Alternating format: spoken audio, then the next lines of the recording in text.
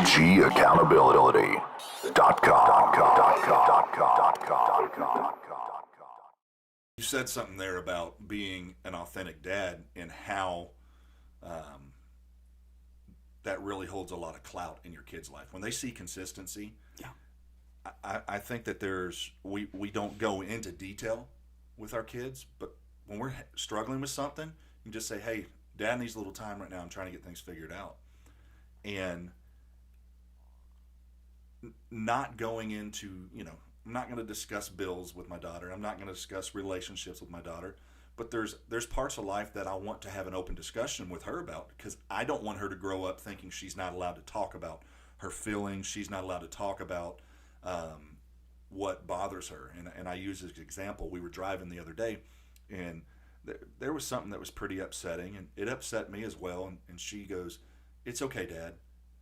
And I'm like, no, it's not okay.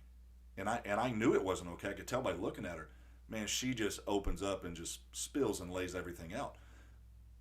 I don't want my daughter to grow thinking she has to mask and hide her emotions and say, well, it's okay. No, when you're upset, you should be able to say, hey, look, I'm upset. Now, on that same token, you don't want to create a self-centered monster that thinks every time their feelings are at jeopardy that everybody else has to shut down and listen to what they have to say. So being authentic is, what's that old verbiage? Be yourself because everybody else is taken. Yeah, that's right. And your kids know when you're putting on a fake facade. Your kids know when you get around people if you're being authentic or not.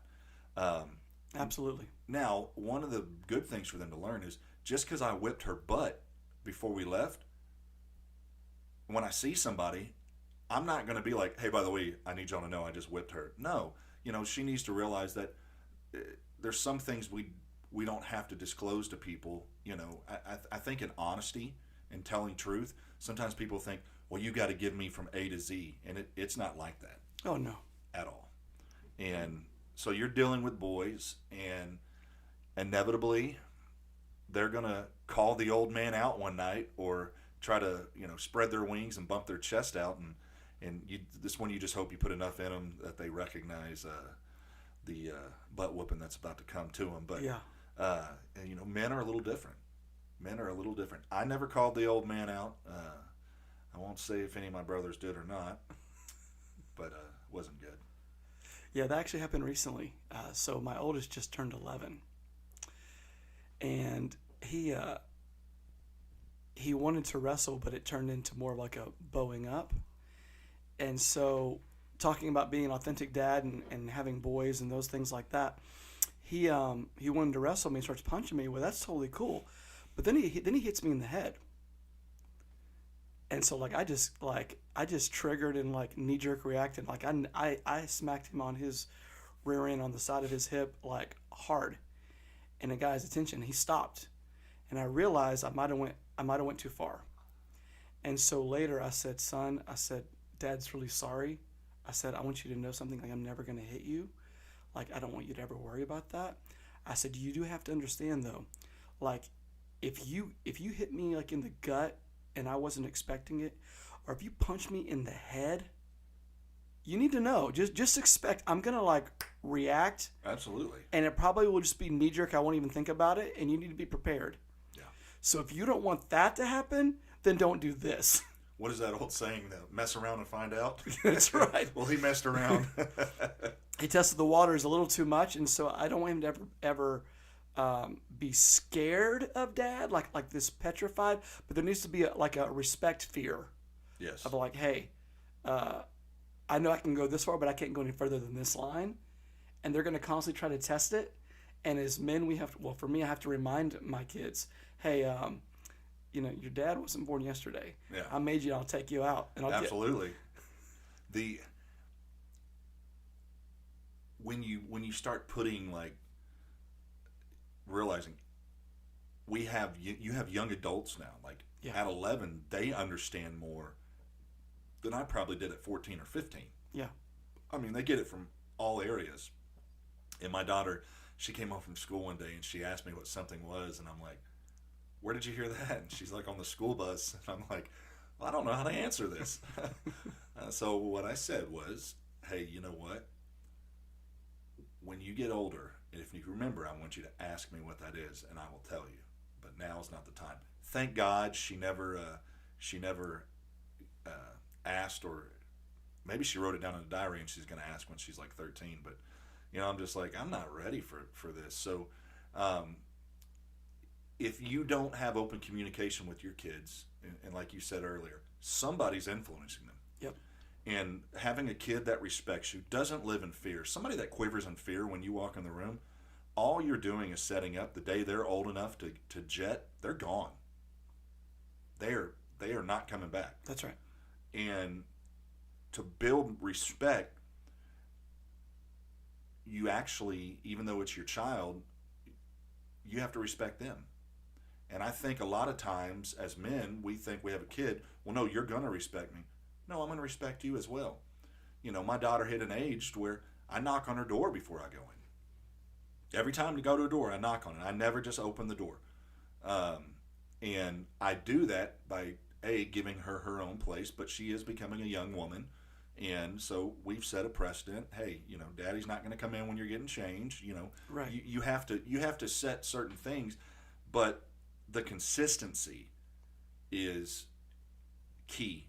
You Huge. have to be consistent. If you're wishy-washy, you'll have wishy-washy kids. If you start and don't finish something, your kids are going to get to where they start and don't finish things. And every parent needs to know this. Your kid will lie to you so fast. Yep. Don't have that "not my kid" syndrome. My kid would never. Oh, your kid would, and they probably have this week. So in being consistent, in being meaningful, doing it with purpose and on purpose, and explaining why you're getting a spanking. I know there's some people that don't believe in spankings. I mean, spankings work for me. Yeah. There was something about correlating the word "no" with pain that really... That's exactly right. Mark Townsend, one of my producers, he has 8 kids. Oh, Jesus. Somebody needs to buy him a TV. I'm telling you, and that's right. Someone, true story, someone said, man, your kids are so well behaved. And he said, well, there's this thing called pain. It's like what you just said, it's true, It's true. We're not here to abuse our kids or hurt our kids, but it's biblically sound, and they need to equate, if I do this, I'm going to experience this, and I don't want to experience this, so therefore I'm not going to do this. And there is a fine line between abuse and correction. That's right. And I think people are so scared to give correction, but we are seeing, well, as the Bible says, spoil the rod, spare the child. Yep. And uncorrectable kids become uncorrectable adults. I was just speaking with a gentleman I'm going to be having on here shortly, and he teaches and coaches athletes. And one of his number one things is the C's: Christ first, then coachability. And that coachability is not just for the kids, it's for the parents too. Because there's a lot of parents out there that hinder their kids because they're not coachable and they won't let their kid be coached. So they step in anytime their kid's toes get stepped on. Like, well, you're not going to talk to my kid that way, or we'll go find someplace else. And you're raising somebody who thinks, well, nobody can ever talk to me or correct me. And constructive criticism, dealing with people that know how, those are the people you want to listen to. Yeah. Or dealing with the people that have been through that failure, say, hey, don't do this. Be careful when you get involved with that. And so I thought that was so huge, to where this is what I do for a living, and more than I want your money, I want somebody that's coachable. That's right. And it comes from correction and friction. It comes from, hey, you're doing that wrong. Go run. We used to have to do air raids in football when we messed up. People were like, why? That's stupid. Guess what? We didn't mess up anymore because we knew darn sure we were going to have to do air raids. So we did better. Having some type of corrective measure in place to deal with child rearing, to deal with somebody that needs discipline, you got to have a plan, or you are raising someone that eventually will get in a situation where they are forced, whether it's by the court of law, whether it's by a prison, by an officer, they'll be forced to behave and listen. Yes, and one thing that I'm seeing, David, is we have to remind ourselves and remember we are not our children's buddy. Your kids have new friends every single week, so if you're just going to be their friend, they're going to replace you. They don't want you to be their friend. No, they don't. They want you to be their father or mother. They want you to be their parent. And eventually, when they get older, the relationship from adult to child to adult shifts, and you can have a friendship. But if they were raised in understanding protocol and order and God's order of things, there will always be a respect there. There will always be an honor. I think that's one thing I try to teach Grayson and Owen. Live a life of humility and honor. What you honor honors you. It doesn't matter. Like I say sir to men who are younger than me. It was ingrained in me. Do I have to say it? No, but do I need to say it? Yes, because it's an honor code. It's I'm showing respect. I'm showing honor to people, and I try to teach my boys, hey, it's yes sir and no sir. It's yes ma'am and no ma'am. Period. And it took me years to yes what, even to this day. Yes what? Oh sorry, because they can get just as they form habits, they can get out of habits. It's easy to fall. Good habits are easy to fall out of. That's right. And bad habits are so easy to fall into. That's right. Another thing is just simple things. You know, I never shake a man's hand sitting down. If a man walks up to come introduce himself, I stand up. I shake his hand. That's the way I was raised. Right. And people could say, well, stuff like that doesn't matter. No, it does. If it's the little foxes that spoil the vine, Yep. it's also the little attributes that make greatness. It's those little things that you do. It's the attention to detail. And depending on what I'm working on, I get into detail on certain things. You know, I want it to have a certain look, and I will undo something over and over again until I get that look. It's good to be into details. A lot of times men aren't. Women are more into details normally than men. And, Sure. And I think it's wherever your passion's at. You watch somebody when they're passionate about something, man, their face will light up. You know, maybe you just get in a good relationship, man, you're just so happy, and then it brings something out of you. It brings that happiness factor out of you, and people can physically see it on you when you're happy. People can also see it when somebody's not happy, and I think the honesty factor in being consistent is, look, man, when you're going through it, you don't have to tell everybody everything. Right.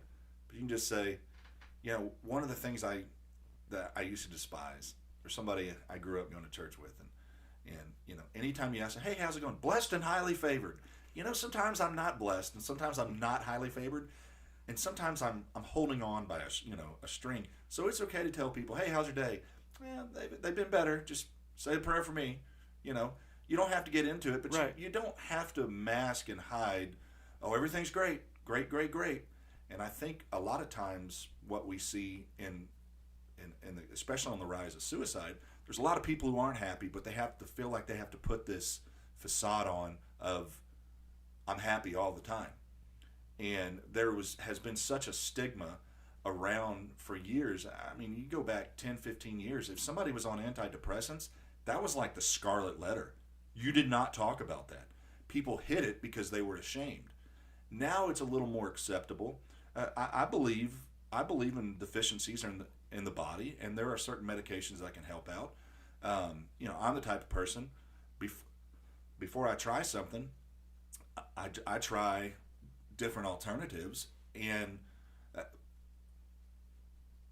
it's okay to talk about your mental anguish and health and what you're dealing with. And if you're around people that won't listen or make fun of you, you have the wrong group of friends. You need to find a safe place where you can be vulnerable and where people that you trust to confide in are not going to use that against you.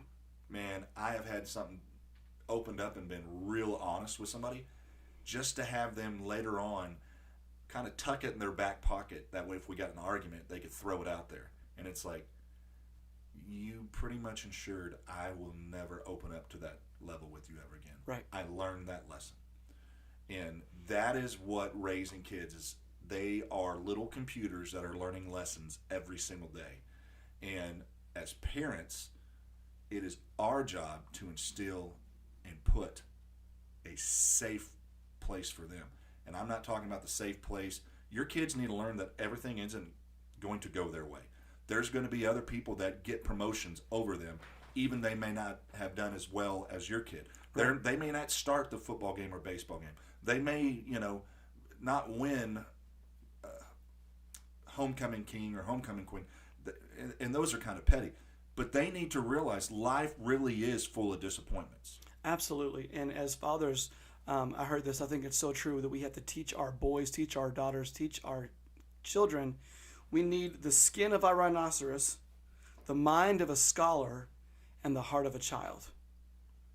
You got to have thick skin. You're right. Not everybody's going to get a trophy, despite what's happening in the world. Not everyone's going to get a trophy, for participating. You got to have thick skin. You can't be easily offended your whole life. You have to have a soft heart, a heart of a child that comes from being whole and healed.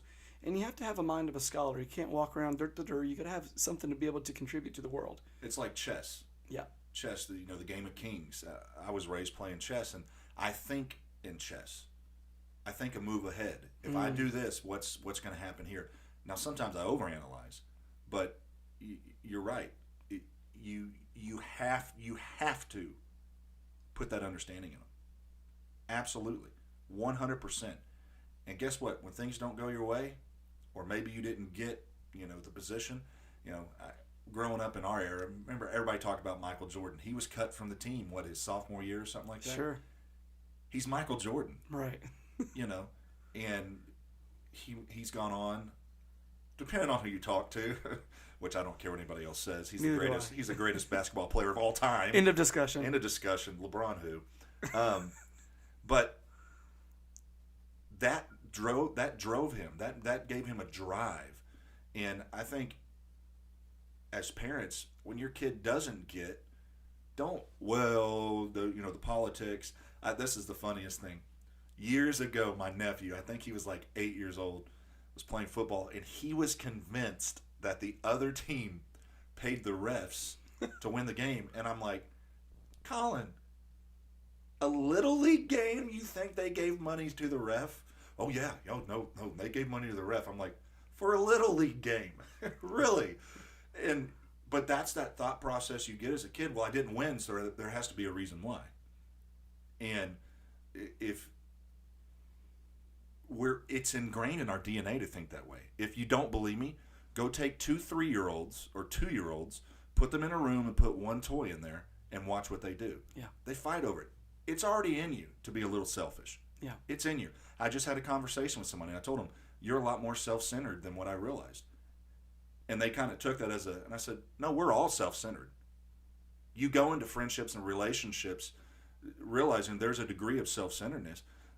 But then once you start really getting to know somebody, it's like, wow, well, everything does revolve around you and your world. That's how we're made. But once you start getting other people in, if you just think your world's going to revolve and be exactly the same, then you open yourself up to, hey, maybe I'm going to be alone. Yeah. And your kids need to learn that lesson right there. If you're almost said something wrong. If you're a jerk, you're going to be alone. Kids aren't going to want to play with you. Right. And if a kid tells you something, and I've been dealing with this with my daughter, my God, girls are drama. Well, I told so-and-so this, and I said, quit telling them stuff.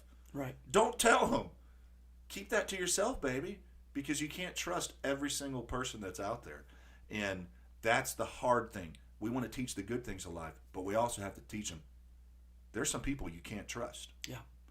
And how do you take a kid at 11 and not make them jaded and bitter when you need to let them know, hey, be careful who you talk to, be careful what you say. That's kind of a slippery slope. It really is. Yeah. I think when you instill biblical values, godly values, you also have to be able to teach, like what you said, it's not just the good things in life, it's also the bad things. So there are going to be some things that happen that don't always go your way, and you have to have discernment, you have to have wisdom to be able to say what you just said. I don't have to divulge every single aspect of my life. Everyone, Jesus had the 3 inner circle, and then he had the 12, right? And then he had the 70, and then he had the multitude. And so you're going to have different levels of friendships in your life. You got to know, hey, I want to choose quality over quantity. It doesn't like two good friends is better than a bunch of, you know, acquaintances. The older you get, you realize that. Yeah. My God, let high school be an example. You walk away from graduation that day, and 90% of the people you never see or talk to Right. pretty much ever again, because everybody is building their own life. Right.